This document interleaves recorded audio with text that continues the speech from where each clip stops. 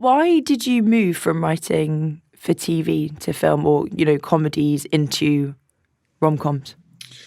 I mean, I don't know. I did decide. I think I did love a lot of particular films. There were the ones I always sort of remember is the Bill Forsyth films, Local Hero and Gregory's Girl. I thought they were amazing. There was an American film called Diner and another one called Breaking Away. So there was a bunch of sort of semi-autobiographical movies about love. And that was a subject on which I was nuts. I just went mad repeatedly with love, when I was young. And so it was like a subject I was very interested in, and I saw a way of doing it. And also I did not see a way of doing it on TV. The thing about working with other people, which I did do on the sitcoms, was you could agree about everything apart from what was moving or romantic. So we didn't even try. I mean, apart from the end of Blackadder, there's like no emotion in there at all. So I thought if I'm going to write about love, and I love lots of movies like that, the way to do it is through film, not on TV. Would you describe yourself as a romantic? It's tricky. I don't know. It's an odd word, isn't it, romantic? Because I don't know what romantic means. Does romantic mean you think things are going to turn out well, in which case, no, because I was so spectacularly unsuccessful in love, for half my life.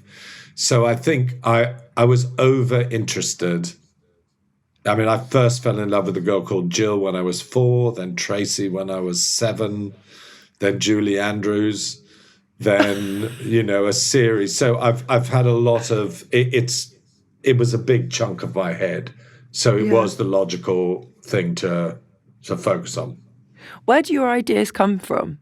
Is it, are you sat there thinking about all of the potential loves that you didn't have and think, okay, is this what there's a bit of that. There's a bit. I mean, The Tall Guy, my first film, was just basically based on, in that film, Jeff Goldblum plays Rowan's sidekick, which is what I was doing in my life, and then goes to have a injection for hay fever, and I've always had those. So, I mean, a lack of imagination in my plotting is something that, my family point out regularly.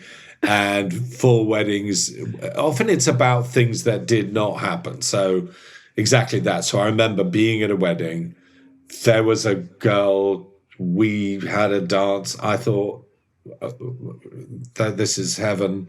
And then she said, "Where are you staying tonight?" And instead of saying, "Wherever you're staying," I said, "No, I'm going back with my friend John. We're going to play Boggle." And I went back with my friend John and we played Boggle, and I never saw her. So I kind of imagined what would have happened.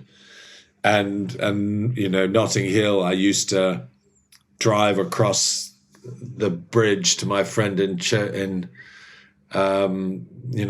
Cross Road and be thinking, wow, wouldn't it be great if I turned up with Madonna? I wonder what they'd say. And so I lived out that fantasy without it ever being true. So I think there is an element of wish fulfillment in them, definitely.